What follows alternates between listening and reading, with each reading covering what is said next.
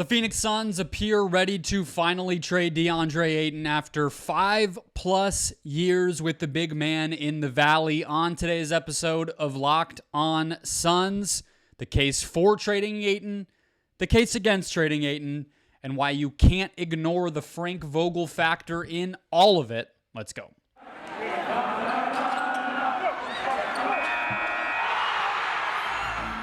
You are Locked On Suns, your daily Phoenix Suns podcast, part of the Locked On Podcast Network, your team every day.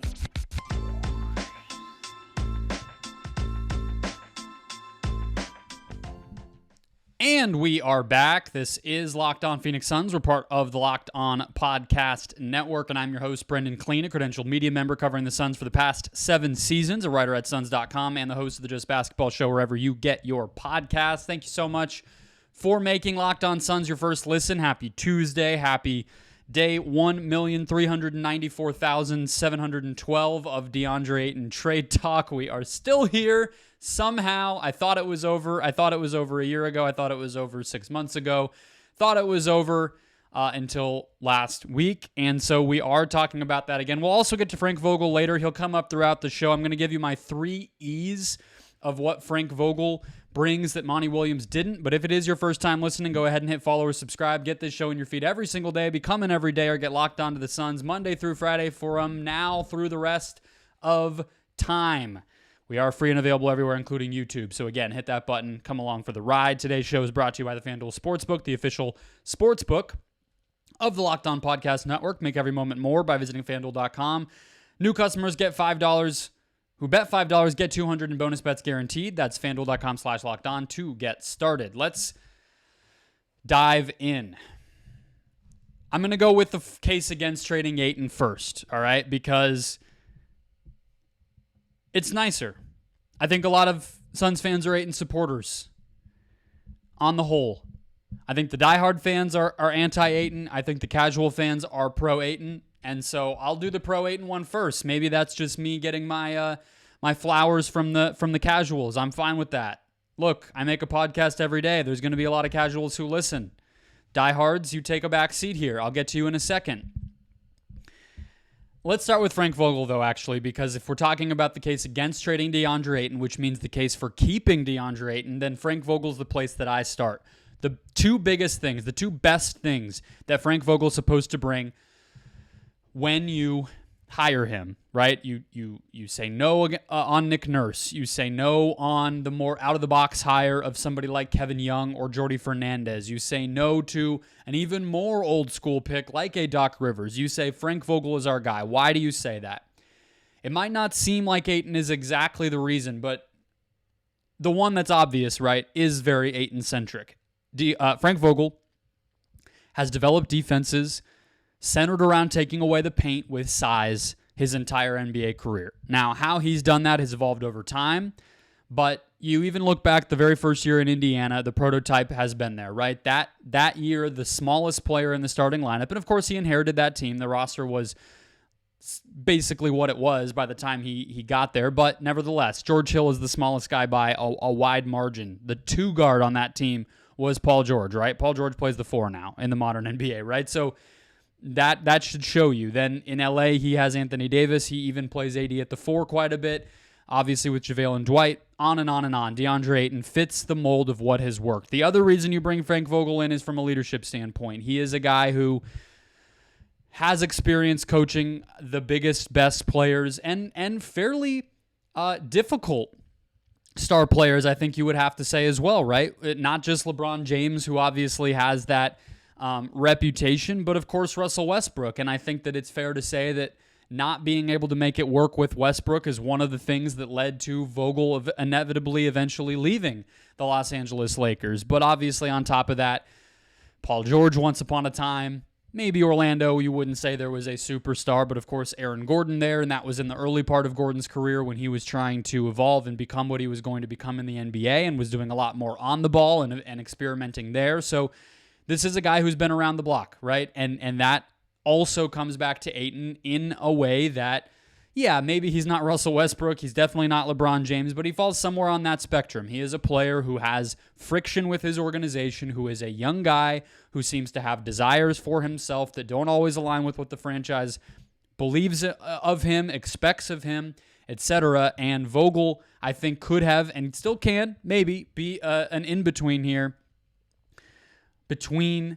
Jones and other guys who have been around and Ayton, and be somewhat of a guy who can reset it, right? That's what I think Vogel could have done. And so the case against trading Ayton when it comes to Coach Frank Vogel is give it time. See if that can come to fruition. See if Vogel can see that mission through and get through to Ayton in a way on and off the court that other coaches, obviously Monty most specifically, have not been able to do, right? The other part of this, that is the case against trading Deandre Ayton, is that his versatility and athleticism are unique compared with any of the other defensive anchors we've seen be available in the NBA this summer. That is still true. Yes, it is largely theoretical. Yes, it is a big if. It is no sure thing to say that Deandre Ayton is going to be the centerpiece for a top 10 defense on a roster where even more falls on him. There is no Mikal Bridges on this roster. There is no Jay Crowder on this roster. There is, not a sure thing backup center on this roster like Aaron Baines or JaVale McGee were, right? That's not a given. But again, the versatility and athleticism that he has, the ability to execute in a variety of different schemes, hedging, dropping, switching, blitzing in terms of the pick and roll coverage, while also being a good rim protector with mobility and timing and leaping ability to block shots and contest shots at the basket, is still valuable. And last but not least, the case against trading Deandre Ayton is that he's still just 25 years old. As I've said, and as you've heard me say numerous times, I guess I should back up, right? We're talking about trading Ayton because there are rumors around Yusuf Nurkic, Caleb Martin, and TJ McConnell, potentially OG Anunoby, potentially Nasir Little, right? And as we've talked about the potential to break Ayton's spot on the roster into multiple pieces, the case that I've made is that you cannot judge him, that the Suns are having to negotiate from the standpoint of a depleted value because Ayton has played poorly. And so if you're making the case that they're going to keep him, what you would hope for is that he could not only undeplete his value, right, get back to where he was in 2021, but see if there's more there. And if you're optimistic that that can happen, the case you would make is, again, 25 years old, and even getting back to 2021 would be a pretty darn valuable player. Getting higher than that would be somebody who is approaching max contract status, right? And so we have seen over and over in the NBA, second draft players or whatever you want to call them, guys who get a second chance, Andrew Wiggins being the most recent, most similar example. It does pan out for those guys. I'm not the person that's going to sit here and argue that Ayton's going to become an all-star, all-NBA, offensive difference maker, but I think that he can be somebody who does a little bit more on the offensive end, but most importantly, does a lot more on the defensive end than what we've seen the past 2 seasons, and that's kind of exactly what the Suns need. And so the case against trading him from that standpoint is that you are just missing out, maybe selling a little bit low, and that you are getting rid of somebody who in a lot of ways was ready to plug the holes for what your roster had become. And is still, despite his flaws and inconsistencies, one of the only players who even has the potential, even if we're just calling it potential. There are not a lot of players in the league with the potential to even do that. Let's go to the case for trading DeAndre Ayton. It seems like that's where the Suns are headed, so I guess that's an easier case to make, but we'll break it down next. First, today's show brought to you by the FanDuel Sportsbook. Snap into action this NFL season with FanDuel, America's #1 sportsbook, and the official sportsbook of the Locked On Podcast Network. Right now, new customers get $200 in bonus bets guaranteed when you place a $5 bet. That's $200 in bonus bets, win or lose. All right, you got that? That is simply putting the bet down results in spendable, bettable dollars back into your account. It appears that NFL odds makers have not wised up to the fact that the Arizona Cardinals are a competitive football team. They are more than two touchdown underdogs, 14-point underdogs in San Francisco this weekend. I'm not sure if 3 weeks is enough for me to advise betting in any direction there, but if you want to fuel the underdog feeling that you feel about your Arizona Cardinals, I would think that could be pretty fun. Visit FanDuel.com/lockedon to get that $200 in bonus bets and kick off the NFL season. Support your Arizona Cardinals a little bit, theoretically, in your mind, imaginatively, all that good stuff. FanDuel, official partner of the NFL. Let's keep it rolling here. Case for trading Deandre Ayton. Case for getting rid of him. Case for finally severing the ties that are 5+ years old at this point. Drafting him in the summer of 2018. We've been watching this guy for 6 years, dating back to the fall of 2017 when he debuted as a freshman at the University of Arizona. Obviously, a lot of fan base for that program here, as well as just knowing the Suns had a chance at the number 1 overall pick. It has been a long journey. Do they finally decide it's over? The number one reason, given that package and the fact that Nurkic, Martin, and McConnell, Nurkic, Martin, and Little, Nurkic and Anunoby, whatever version of it that it ends up being, is not, well, the Anunoby one is spectacular, and I still am a little skeptical that's possible, right? But considering that the Martin McConnell Nurkic package is not incredible, why would you do it? Well, the reason would be that the Suns just don't trust him. They do not trust Deandre Ayton as a talent. They do not trust him as a person. They do not buy that he is the type of player that can turn the theoretical that we've been talking about, that even you, if you're an everydayer, have been hearing me talk myself into. Once I assumed that he was going to be staying put this year, I have even been talking myself into the theoretical. But the lack of trust there may just be run so deep that they don't even think that theoretical can ever become practical, can ever become real, can ever be the type of thing that's consistently able to be counted on in a way that it can anchor a defense on a championship team, that somehow, obviously, keeping in mind that Martin and McConnell or whoever the role players end up being are part of what you're getting back in the trade, but that at the center position, a sure thing version of 30-year-old, 29 going on 30-year-old Yusuf Nurkic is more desirable than whatever the ups and downs and possibilities and question marks are of Deandre Ayton. And they just don't trust that he's ever going to be reliable enough to make good on all that promise. I mean, they've been telling us that and showing us that with their actions shopping this guy for quite a long time.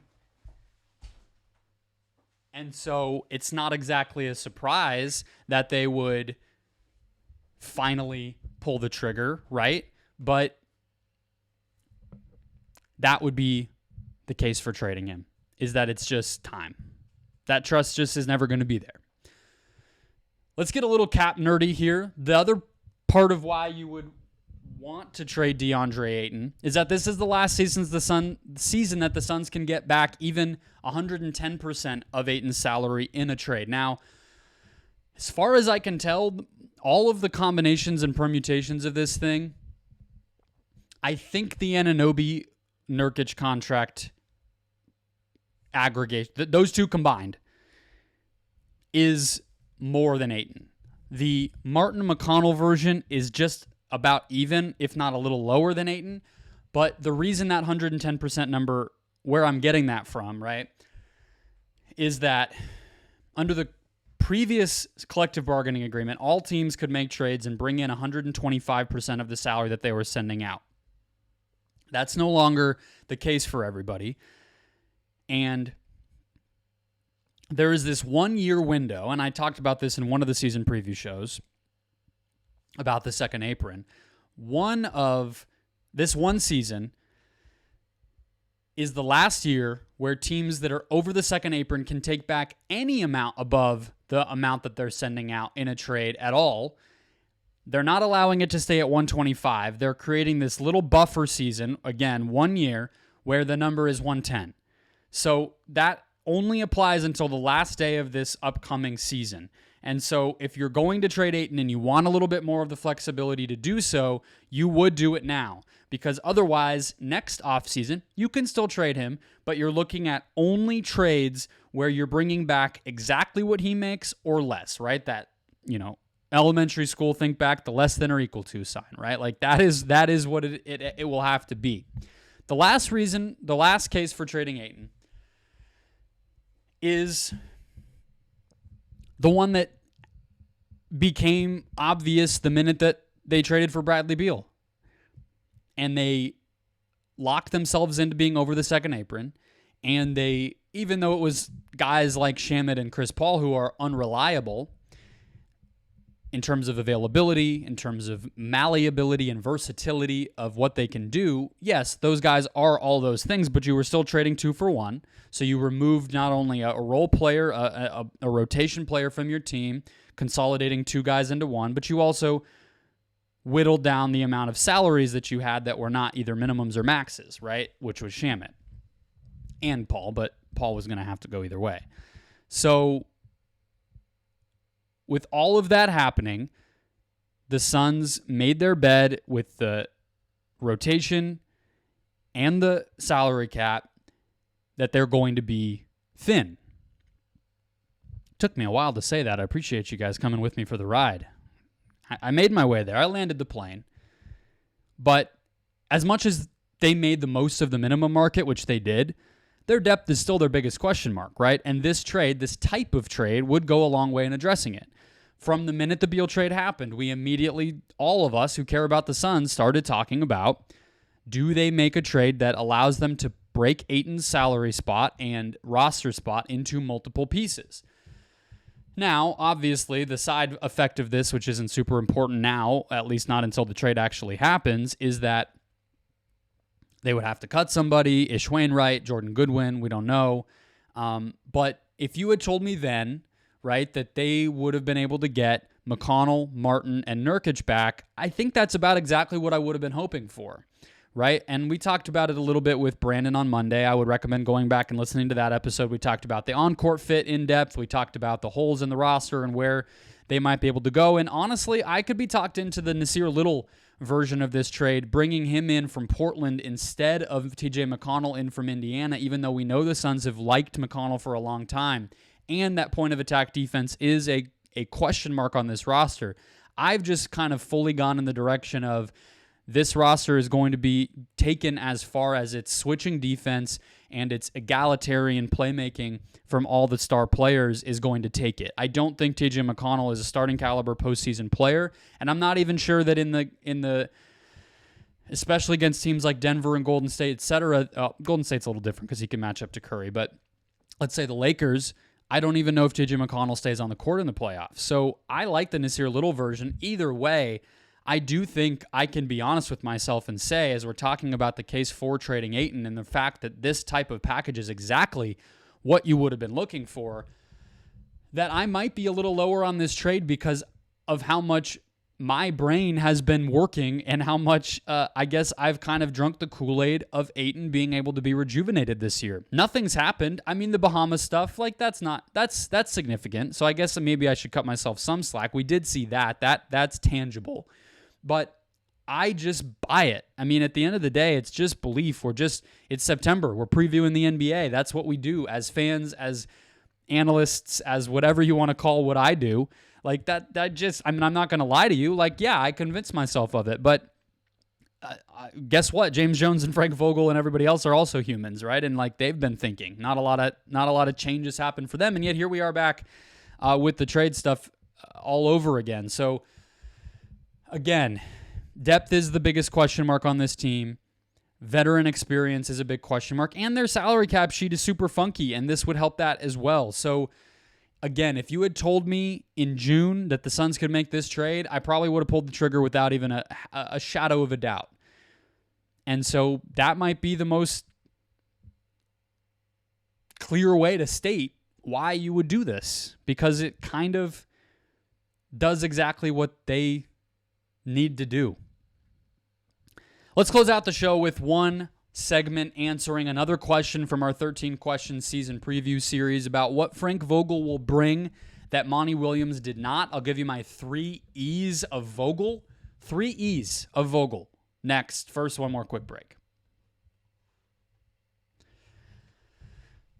Close out the show. E number 1. There's an E in Vogel's name. Only one, but I have 3 for you. Experimentation. Despite the fact that we have that image in our heads of Frank Vogel, somehow still from like a decade ago, frankly, maybe pun intended, first of all, with the frankly, and second of all, maybe some people it's the Lakers. I guess if you're young, it's the Lakers, right? But I mean that I was fully following the NBA, and I still think of Indiana. And I mentioned that lineup at the beginning of the show: George Hill, Paul George, Danny Granger, David West, Roy Hibbert. Huge. Defensively oriented, not a lot of offense. Those Pacers teams that first year, the lockout year, they were a top 10 offense because Granger was awesome. After that, they were a bottom 10 offense every single year the rest of Vogel's tenure in Indiana. And so that's the stale version of what Vogel is, but I think we kind of lose track of how versatile and experimental that he's been able to be, right? Anthony Davis and everything he did with that, I don't think I need to elaborate on because I've said it a million times that he threw Davis into so many different schemes during that 2020 bubble playoff run that he proved once and for all that he's not an old-fashioned guy on the defensive end. If you want more, there are numerous examples. You can just go watch the highlights. He guarded everybody from Russell Westbrook to James Harden to Damian Lillard to Nikola Jokic over the course of that playoff series to even Jimmy Butler, right? So great. And that was all coming from Vogel being willing to adapt and getting AD to buy in. But even aside from that, right? Like think about Lance Stevenson. That was such a unique archetype in the NBA back then. And it takes a courageous coach to even let Lance be Lance. He bloomed in Indiana and eventually got a bag in Charlotte, right? You look at Aaron Gordon, a little bit similar. Gordon's breakout, the best offensive season that Aaron Gordon had prior to last year playing next to Nikola Jokic and Jamal Murray was the best offensive season of Gordon's career. The first year of Vogel, or maybe the second year of Vogel. One of the two. He really broke out. He took a couple years, and then finally Vogel gets there, and it's off and running. I would say in Orlando, you can also look at the fact that Vogel was able to get a league average defense with Nikola Vucevic as his center. I think Nikola Vucevic is relatively underrated, but obviously defense is not his strong suit.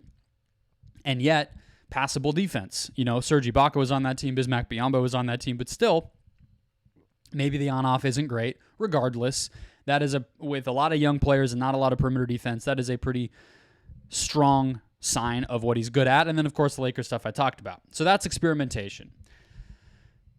Experience.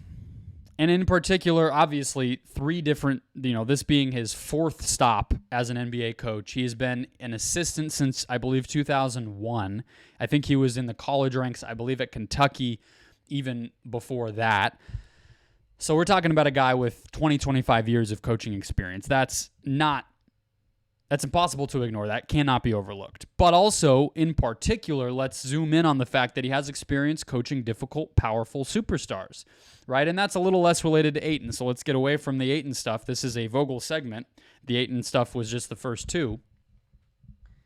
Frank Vogel has experience coaching difficult, powerful superstars. Like Paul George left after the Vogel time, right? He was dealing with the will he, won't he of Paul George at the end of his time coaching the Pacers. He dealt with Paul George's injury, all that type of difficult stuff that goes into it. Orlando, again, not so much.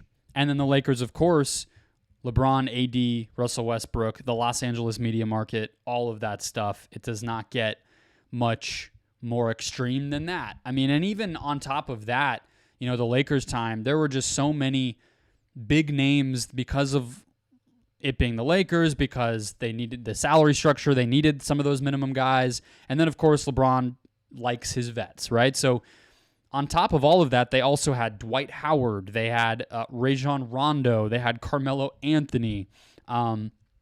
up and down, on and on. Vogel handled it. Marc Gasol, right? Like even through that, Kyle Kuzma's no quiet wallflower, right? So that matters. And of course, on a team with the Suns where Durant and Booker and Beal and, even like a guy like Eric Gordon off the bench and everything else, that will matter. And it's not that Monty Williams did not have experience doing that. He coached Anthony Davis. He coached Chris Paul. He was around the Spurs dynasty, although does that even really count? Are we really even talking about the same thing with how measured and pretty reasonable and chill those guys were? I'm not too sure. Philadelphia, he had the assistant coaching run where Ben and Joel were there. He had that experience, but slightly less overall experience than Vogel as a coach, and B, of course, he was a player, I know, but then B, not quite the same high-pressure circumstances. And the Suns clearly valued that. Lastly, the last E of Vogel is excellence. And in specific, obviously winning the championship, but of course on the defensive end, most importantly. Vogel has had a top 10 defense on every good roster that he's ever coached. And even in some of the bad rosters, whether that was the Lakers or the Magic, he was able to churn out a decent defense nevertheless.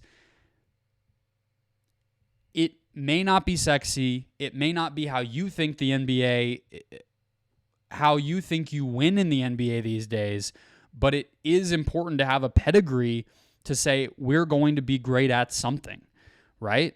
I mean, it's the question of questions in all sports. I mean, especially basketball and football, which are team sports that have very different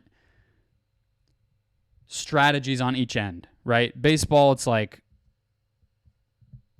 offense and defense. We don't even call it that. We call it hitting and fielding. Like it's very different. Soccer, yes, I guess you could say that, right? But as far as I know, they don't split up their stuff as far as like, oh, so-and-so coach is like only occupied with like scoring, because everything is so connected and interchanged, and defense turns into offense. You have to be able to do that. You can't try to score and not be back defensively. It's all connected in a way that's very different than basketball and football. And you would even say football the most unique because they literally stop playing and start again. But that's the question that's always facing sports like that. What do you do? Do you get somebody who can do both? Do you get somebody who has experience on both sides? Do you go toward a head coach that's had to make decisions at the highest levels on both ends of the court before? Do you try to get a mastermind on one end? Does the guy who you do bring in, if he is an expert on one end, does he like call the plays and really scheme everything up? Or does he hire a protege of his own and just sort of overlook all of it? But at the end of the day, there's coordinators doing it. Those are the questions. But I do think if you're comparing Vogel to Monty, and we're doing this from a season preview standpoint, it is nice to be able to say that you have expertise in the building, proven track record of expertise in the building to say the defense will be schemed up and creative in such a way that we should have an advantage. Now, the roster, especially if the Ayton trade goes through in the way we're expecting, and suddenly Yusuf Nurkic is the starting center for this team, is putting Vogel a little bit behind the eight ball to craft a defense that works. But the point is, he did it with Orlando, right? Like he did it in some of those injury-riddled seasons with the Indiana Pacers, with suboptimal personnel. He got the best defensive season out of Anthony Davis that we've probably ever seen. Maybe last year you would compare, right? So all of that said, it is an advantage. It is a distinction and a difference from what Monty Williams brought, who I think, if anything, you would say was a little bit more brought in for his offense, and all things considered was not a proven commodity of being outright dominant on either end. Frank Vogel is, at the end of the day. That will wrap us up. Sounds like we're going to get a Lillard trade this week, which means we may, in fact, get a Deandre Ayton trade this week, which means you got to keep it here. There will be bonus. I'll commit to at least one. I promise you there may be two. because there might be a big batch of news that forces me to do a show, and then once the actual trade happens and we see the specifics, that may become another bonus episode on top of the regularly scheduled programming. So do not go anywhere. Hit follow, hit subscribe. We're free and available everywhere. Just hit that button. You'll get content every day in your feed, audio, YouTube, wherever you love it, and it should be fun. I'll catch you guys tomorrow. We'll do some more season preview stuff until this thing happens. And that'll do us. See you then.